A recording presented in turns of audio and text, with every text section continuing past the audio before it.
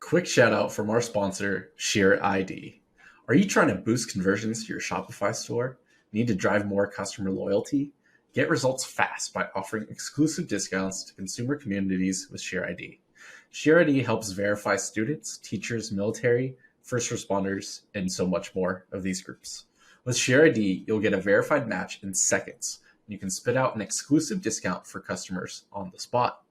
Try speaking directly to a new customer segment with this verifiable identity without adding friction to the shopping experience. Continue to drive incremental revenue in the next 90 days post-purchase with more tailored messaging for your email and SMS campaigns. I personally tested Share ID to see just how easy it was to get set up, and I was pretty much ready to go in under 15 minutes. The onboarding was simple enough for me to follow as a non-technical person. Go to shareid.com/Shopify and start your free trial today. Once again, that's shareid.com/Shopify and start your free trial today. It's great stuff. We both tried it. We both like it. Honest to God, I've been drinking nothing else for 3 months. I shit you not. I think in like February, I tweeted saying I was having issues with caffeine and I was just like a jittery mess. And Greg replied to me like, well, just try this. If it's no good, I'll refund you. Honestly, I haven't stopped since. It's fantastic. I love it. Go to nowave.co and use pod 10 for 10% off your order. That is NOOWave.co and use code pod 10 for 10% off your entire order. Hello and welcome to the Brand Builders Podcast. We have Tom Brown and myself, Matt Lady, as your co-hosts. Each week we'll have a catch-up, open-forum discussion about how our businesses, careers in the D2C land are going. What's on our minds, what we're struggling with, what's working, what's not. We're just trying to be open, transparent, casual, and hopefully a little bit entertaining. Tom, we're 81 days out, as a reminder, from Black Friday, Cyber Monday. It's getting there. We're coming along. We're coming down the pipe. It's a little crazy. How are things going, though? So you talk about being entertaining. I'm still petrified. So. One episode at a time. One episode at a time. I think some of our stuff is just funny or just casual or smiley or whatever, just naturally. So don't worry about it. Just be you, man. All good. No, honestly, man. Black Friday. Honestly, at the moment I feel weirdly calm. Inventory is kind of all in check. I didn't expect the factories actually to go as quick as they did, and they were really, really quick. Stuff is actually in transit currently, which is great. Should land in the next couple of days, so that's super quick. Yeah, you just ordered it like 2 weeks ago. I know. Normally this lead time on that stuff is like 4 or 5 weeks, maybe up to even like 6 if they're busy. Which I don't know. Was equally kind of speaking volumes for me. Of like the factory's quiet, UPS is not that busy. Yeah, which was both good and bad. Nice to know that maybe stuff is like figuring its way out post-COVID. Equally a little alarming that the factory actually dropped minimums on a couple of units for me because they were like, we have enough stock to just get on and run. It's like, interesting. Oh, that is interesting. That's an interesting little point there, nugget. So we'll keep an eye on that. We'll see how things go and where the economy and trends and conversations we have with other people in between episodes, and keep sharing when that stuff comes up. So back to you on a couple updates. Any update? It's been 2 weeks since we last talked about selling the brand and about that. So anything there? Any more progress? Any conversations? Any additional thoughts since we last spoke? A few more. There was an offer actually got put forward last week. I must admit, I declined it. I felt it was a little too low. Wasn't exactly what I was looking for. And given that, to be honest, I'm not in a mad rush to sell it, I was kind of in a nice, fortunate position to say no. Okay. Someone actually said to me, like, it was a really good point of like, I'm going to butcher this. It was basically along the lines of like, imagine you're the hot girl at the party. Like, make everyone else work for you. Don't just sell to the first person that comes along. Like, don't just go on the first date that someone introduces you to and like, wait, be patient. Like, yeah, man. Change the footing, which that kind of stuck in my head of like, that's a good idea. Look, I'm going to let a few people kind of entertain and try and put some different offers on the table and see where we get to. Yeah, that's great, dude. Yeah. It's honest, like, it's a good analogy. It's great. Yeah. I'll be honest, on like the flip side, I mean, we've had phenomenal actually last 2 weeks. I can't honestly pin anything to it. Facebook performance has been really good. Google Ads performance has been really good. We've had a bunch of like product seeding that's going really well. And in that way, I'm kind of stepping back of like, oh, this is quite a nice cash flow in business. Like, if I don't get the right offer, like, I'll just keep it. Yep. And that's exactly what I was getting to. And I'm glad you mentioned that performance is trending up and it's going great. And so cool. I'm just going to keep making money and cashing some of this. And then the offers should only get better. Yeah. And it'll only be a higher amount later on as you go here. So that's kind of the way I'm looking at it. Great. So the goal was always to kind of sell it in like January 2023, get through Q4, make it as attractive as possible, and then flip it in the new year. So frankly, like if I'm still on that kind of path, that's absolutely fine. Awesome, man. Cool. Well, that's great. We'll check back in on that in a couple weeks and just keep doing little check-ins there, unless something big comes up. But that's all great to hear. And then you dropped this bomb on me. I got a little bit of news. Yeah, so a little bit of personal news from Tom before he starts this big long thread on Twitter. Personal news. Tom has an announcement for everyone. I do. So I actually got approached by the guys at Hutch, which is a 3PL in the UK. Shipped globally, obviously predominantly in the UK, but all over Europe, all over the US, Australia, I mean, every corner of the globe. Hutch have actually been fulfilling for one of my brands for the last, really like 12 months at this point, maybe a little bit longer. And their CEO, Sate, approached me probably about 2 weeks ago, saying he had a job. He kind of thought it sounded like me, and would I be interested in talking maybe a little bit more? So we had a phone call, and then I went up to London, it must have been about 2 weeks ago, and we sat down for about 4 hours and kind of just went through the entire business and what they were looking to achieve. And so I must admit, I jumped at it. There was an opportunity to become head of growth for Hutch. So as of tomorrow, which will be Tuesday the 6th of September, will be my first day of formal employment in 9 years. Dude, first of all, congrats. You told me about that meeting. You told me how it went. And then you're like, yep, I'm starting tomorrow. I was like, whoa, that happened fast. I'm excited. I'm also like secondhand nervous and scared for you a little bit because you just said that first employment, a real employment in 9 years. It must be just a little like change of pace in life. A little different, like just, I have a team and boss and like these other people, and it's not just like, I can do whatever I want whenever kind of thing. So like, how are you trying to? Are you scared? Are you worried about it? Like, I don't know, scared's the right word, and like, how are you approaching that return to a job? Honestly, I'm weirdly excited about it. Genuinely, I've worked with Hutch really intimately over the last 12 months. I love the team. Which if you follow me on Twitter or look to Facebook groups or anything like that, if anyone's ever asked for like a 3PL in the UK, I will like shout from the rooftops about Hutch. They have done such a phenomenal job with the brand that I gave them.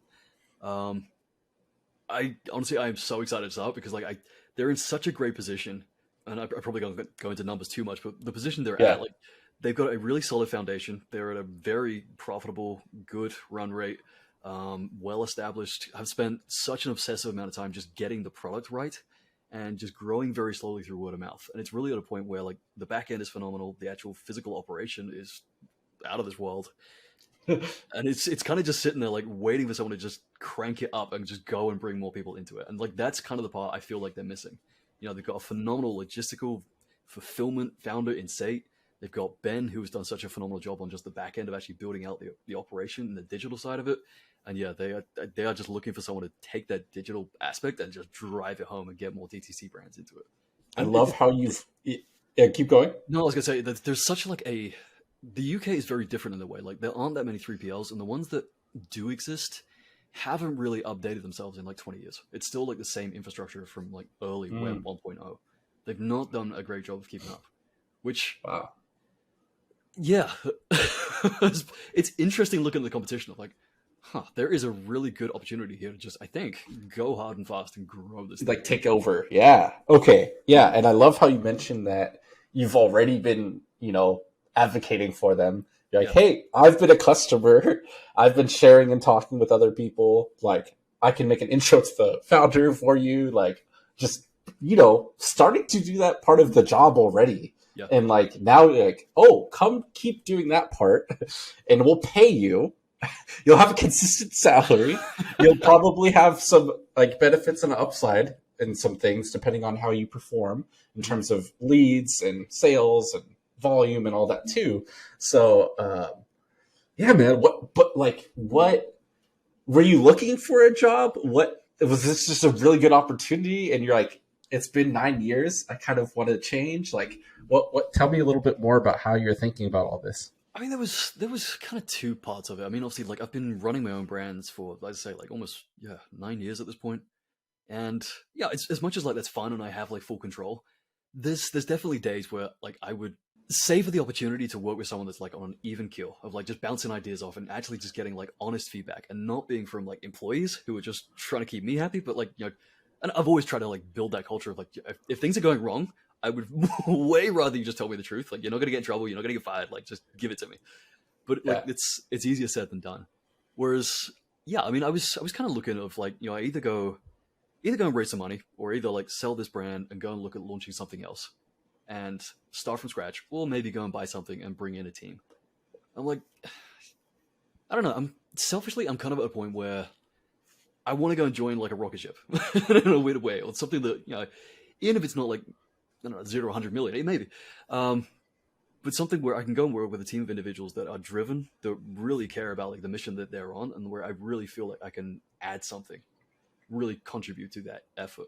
And like you say, it comes with a solid paycheck. It comes with a host of benefits. It comes with a very decent compensation package. Um, and selfishly, I mean, yeah, it gives me room to talk to more people, kind of do what I'm doing already, which is a lot of like consulting and advising. So I get to do that already in helping brands like come on to work with Hutch and become part of that 3PL. Like I come from a position of actually understanding what it's like to be a merchant in the UK, fulfilling product. I've packed my own orders. I know it sucks. I've run into all the headaches that I know that the folks are running into. So immediately I feel like I can resolve that for them and bring them into a system that works for them. And yeah, selfishly, like I think it gives me the opportunity to go out and continue learning in like a very different world. I've always been very much B2C, direct to consumer, whereas this will be very much B2B, working with merchants, which I've done some of, but yeah, this will definitely be a learning opportunity for me. Yeah, and it's a different kind of learning opportunity. I love to just recap. You said you wanted to be around other smart, capable, like driven people. It's been a while. You're already like been recommending Hutch. You've been already like advocating for them. So it's just like cool. This is an opportunity to build something bigger than myself. Is like the quote that came to mind for me. And these brands that you've built over the last years have been great, and they've gone to millions in revenue. But this seems like it can be that's a whole nother level, like Yeah, it does. beyond that. And so you have the team. It's like you're selling the service that you so believe in, and you've tested, and you did as a customer with no intention to try to join as head of growth now. No, never. So yeah, No, which has I been think it's really interesting. phenomenal. I mean, yeah.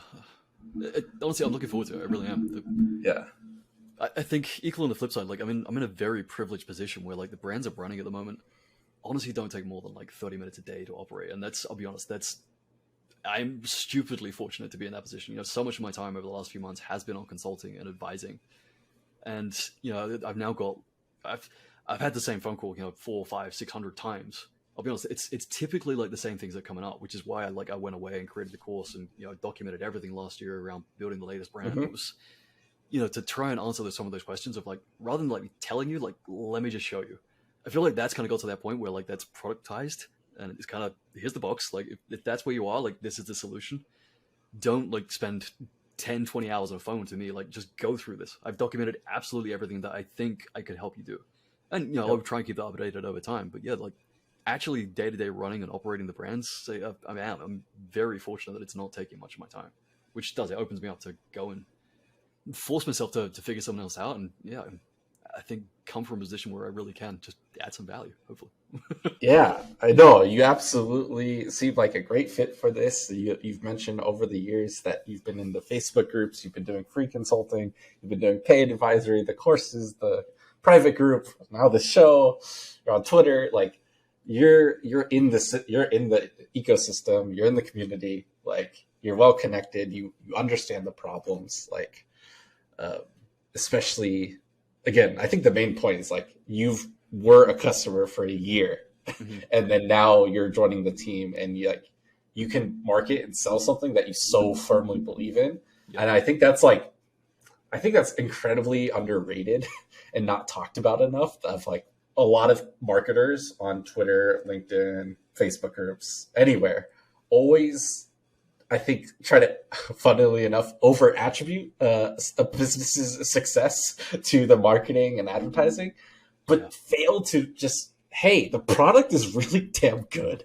It works. Like, it's amazing. There's all these case studies, or there's all these testimonials. We have repeat customers. We have brand evangelists. Like, that's you, but now you're getting to be a paid brand evangelist, and you're going to have a bunch of other initiatives and like systems to build and content to create and all that stuff. So I think you knowing that the product is so good is really neat to hear, and is something I've been trying to think about during my head of growth exploration as well. So yeah, man. Thanks for sharing that and the good stuff. And keep us posted on how much you can share or not. We'll keep checking in on that. And then and then we'll keep going on that one. Next up, last week, as of this recording, you did a little meetup in, I believe, London, and you got a dozen people or so together. There was 10 of us in the end. 10, yep. So you kind of wanted to talk a little bit about how that went, some of the topics that came up, and some of the things that came out of that. Yeah, I mean, obviously, like by and large, it was a lot of just getting to know each other. I think like I had in person actually met maybe 2 of the people there. So I just put this out on Twitter. It was Caleb from Haven Athletic was flying in. I think he was already in Europe. He was in Spain, Ibiza, something like that. He flew into London. He was there for like 24 hours. So I just figured, great opportunity to just meet up. He was kind of the same mind of like, been talking on Twitter for months. Like, let's actually meet. So yeah, I put it out of like, well, if we're doing it, we might as well get a few other people together. So yeah, put it on Twitter. DMs kind of lit up within minutes, which was great fun. 10 people managed to make it at like 2 days' notice. And yeah, somehow we managed to, I managed to, I'll be honest, I'm going to take this one. Managed to book a place called Radio Rooftop, which was a cracking little view over the city on both sides. That was tremendous. Like storms going off in the background. That was great. But yeah, by and large, it was, going over a lot of like the pains, the struggles, the obstacles that so many of us have run into, particularly in the last 12 months with Facebook and trying to figure out like other channels. And one of the my biggest takeaways, I mean, we covered a lot. We were together for like 3-4 hours. But one of the biggest takeaways I had is like the way people are now starting to approach TikTok. And, these are guys that have been spending fairly healthy amounts of money on TikTok, or have been trying to work with creators and done a lot of like influencer and seeding content and paying for posts. And their biggest takeaway is like they are not really using TikTok as like a brand channel. They're using it more as like telling the story of the founders, with really just like a focus on growing awareness of the brand.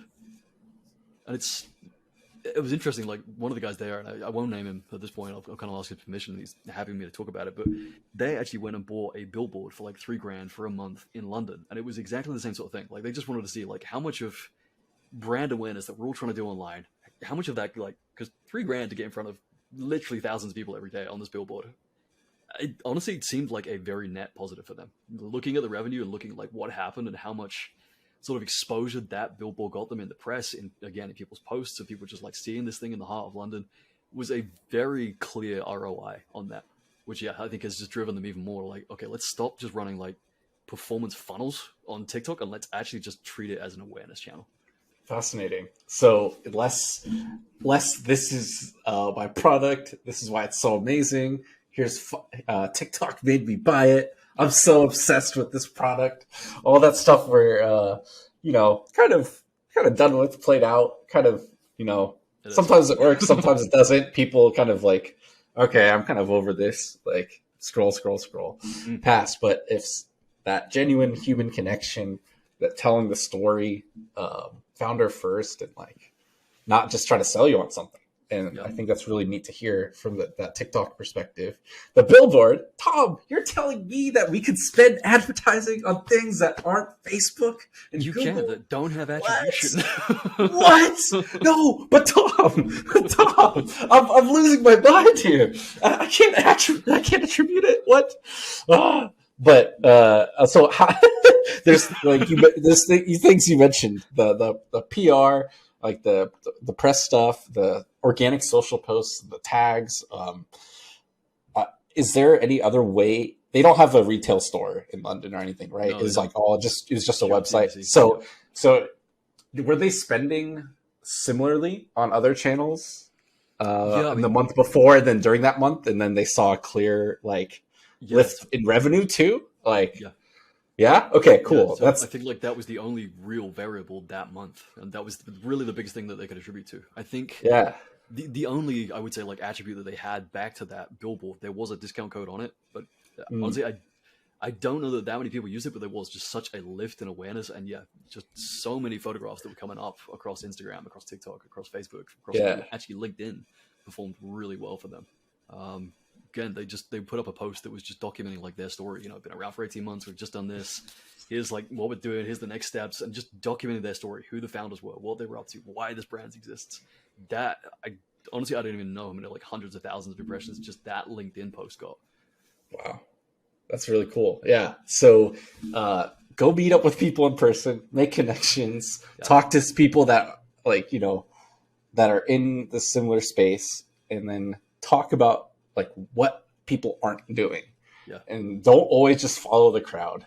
And so this is like this organic stuff has been yelled into our ears and into our faces for like a decade now by like mm, people like Gary Vee. But like it's still, it just, the channel changes every couple of years yeah, of what yeah, is underrated and has like a lot of reach possibility because there's so yeah. many people consuming, not enough people creating.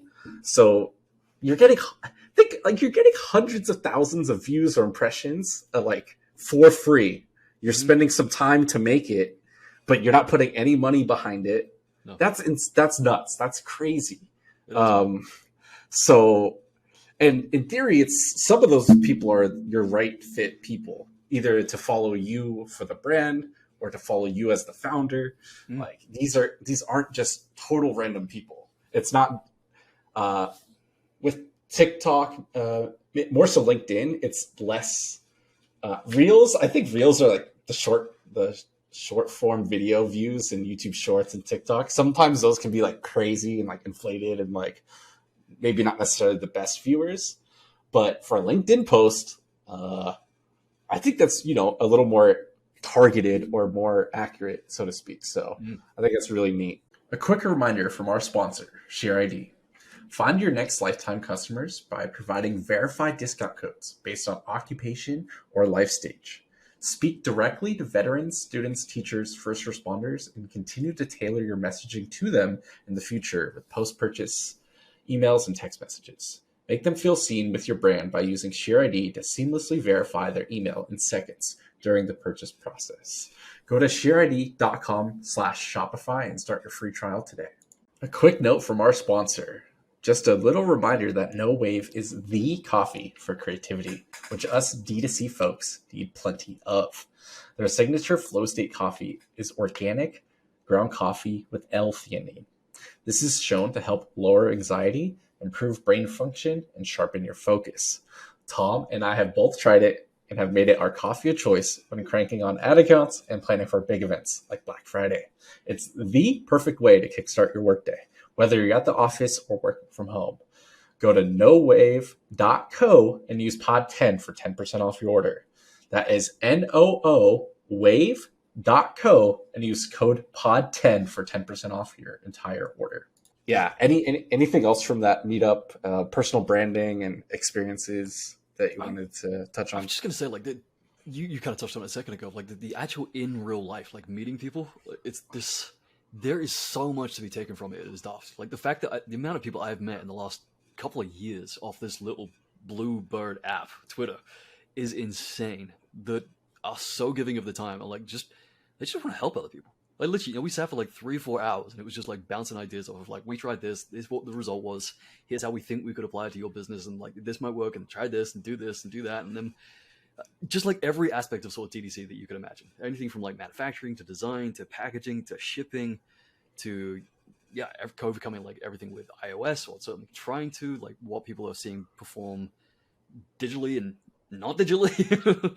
Yeah. I mean, just everything. Like there's, honest to God, there is so much value that you can get out of that. Just 4 hours of bouncing some ideas around real people in the trenches with you, versus watching another YouTube video. Like I don't know. There's just, it's real, it's tangible. There's actual like actionable stuff, and it just gets you into such a different mind frame. I mean, I came away from that trip just like absolutely buzzing.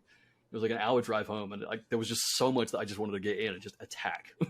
Yeah. Yeah. That energy, that connection, that human experience, that feeling you guys are sharing and connecting with a person. It's so underrated. And I especially have lost touch with that the last 2 years, 2.5 years of all this COVID stuff. So COVID kind of ruined it. Yeah, man. And like, yeah. And I like totally, it's one of those, holy crap, I didn't appreciate that until it kind of went away. Yeah. So I feel you there. So the personal brand thing and building an audience and putting time into organic social, I'm gonna take the mic for a second and jam on some updates and my thoughts. A few episodes ago, I mentioned that one head of growth opportunity for that brand. They did a couple billion in revenue. They raised some money, and they were like wanting to go like hard, and they just wanted to grow and hyper scale all this stuff. And kind of been talking with one of the co-founders, and so far no official offer, no official not offer yet. So that one's kind of open ended. But that led me. I was having that conversation, and couple horrible puns incoming. I shit you not. I was literally sitting on the toilet, and I was like, I have to, like, I'm just going to post something on Twitter. Like, I'm just going to tweet like a quick little thread of what I'm looking for. Mm-hmm. And like, I should try to talk to some more people. Like, I'm sure I'll get like 2 or 3 other people to talk to. Within 2 hours, I had 6 new leads. Within 24 hours of that thread, I had 10 or 11 leads. Nicely done, man. And so that wasn't even like a viral thread. I literally threw it together on my phone, literally on the toilet. Is like, that's like, I was just like, okay. And then I'm like, cool. And some of the opportunities were like directly like on point, like head of growth at these brands. Some were director of marketing or director of e-commerce, or I try to get pitched some like SaaS tools or like related like things in the D2C space. So some were good leads, some were great, some were not so great for me. So I didn't have hour-long phone calls with all 11. Some got filtered out, in messages, in emails. Some people went away. I didn't hear back from them, even though they said DM them. I'm like, okay, like that sucks. Mm-hmm. But man, what you said earlier about the hot girl at the party, I felt like the hot boy on the party.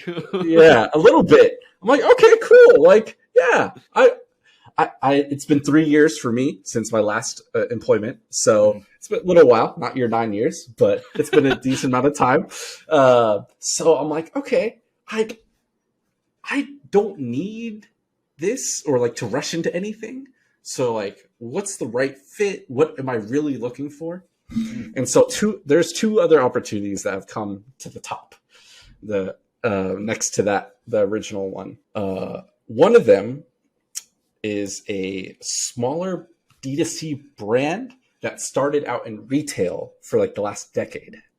So they've gone opposite of most traditional D2C brands. Yeah. And it's really interesting because the website is not the best. The brand is okay, but the product quality is apparently insanely good, and customers love it. And it's a big high ticket item. It's a mattress. So it's something that like people use every night and they care about, and it's a big thing in people's lives.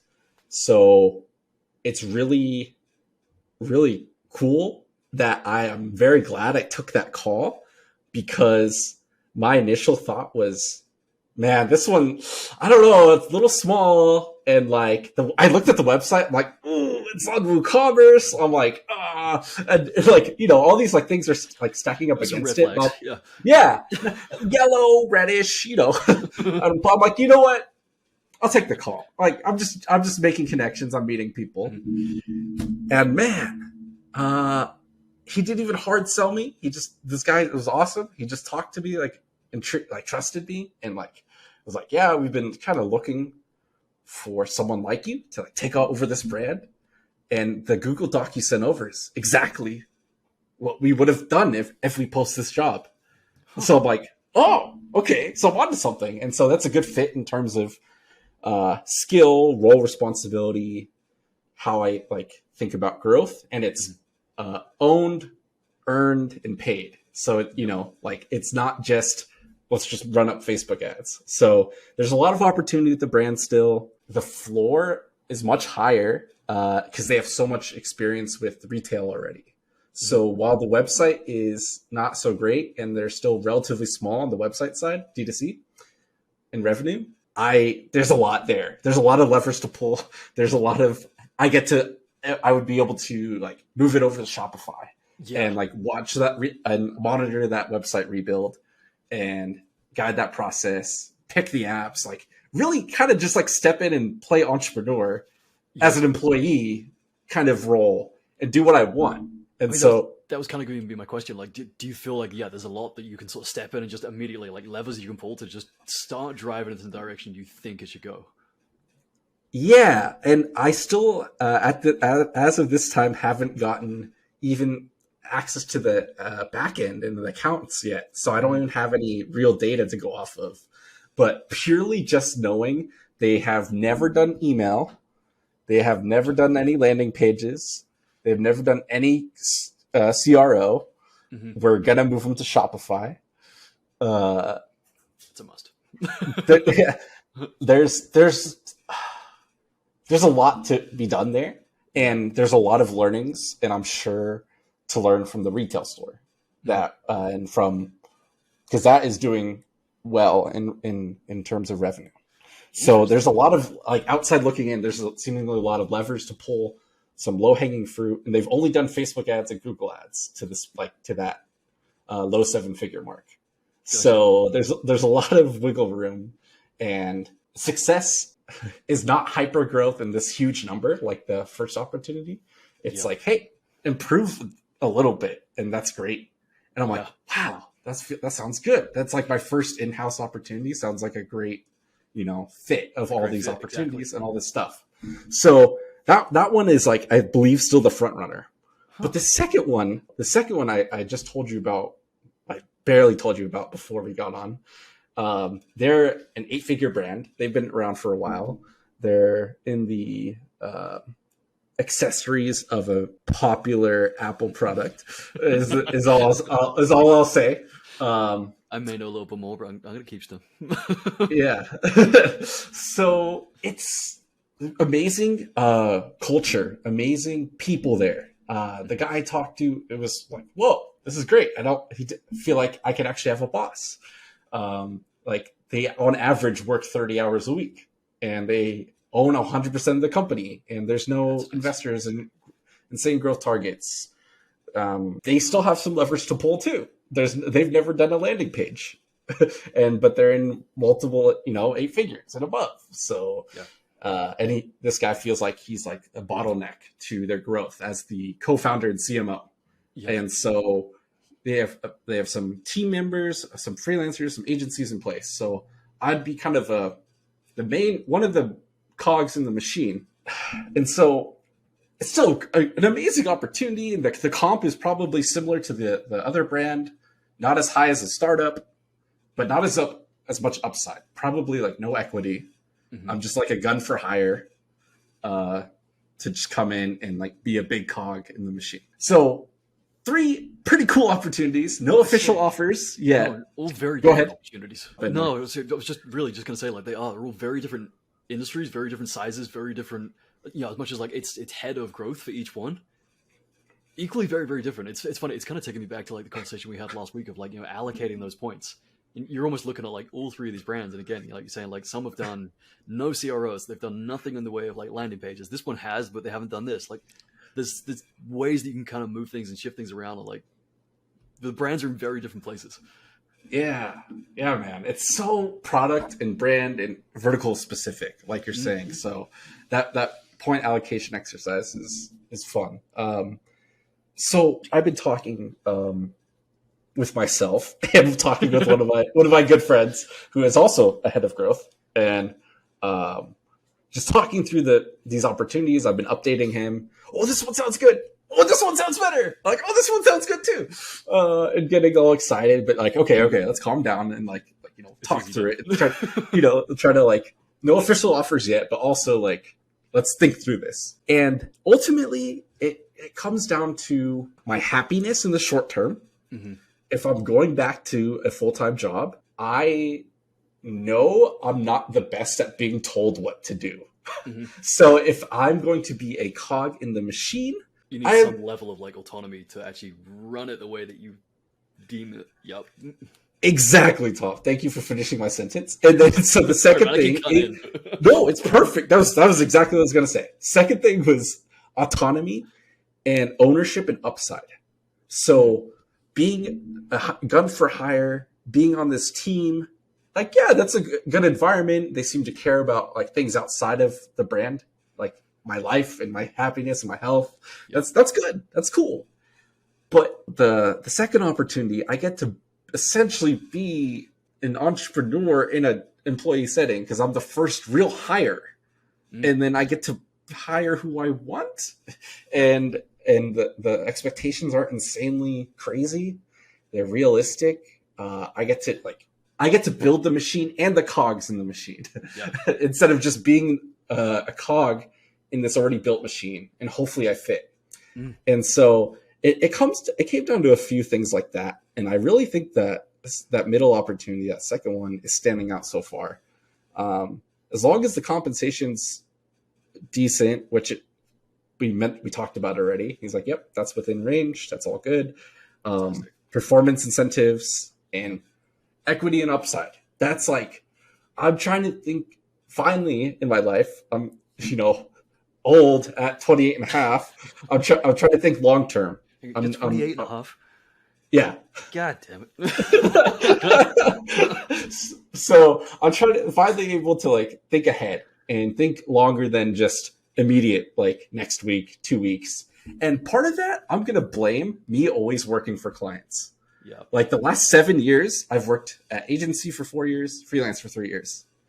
When you're working across 4 to 7 different projects and brands and businesses, it's what have you done for me the last week? What are we doing this week?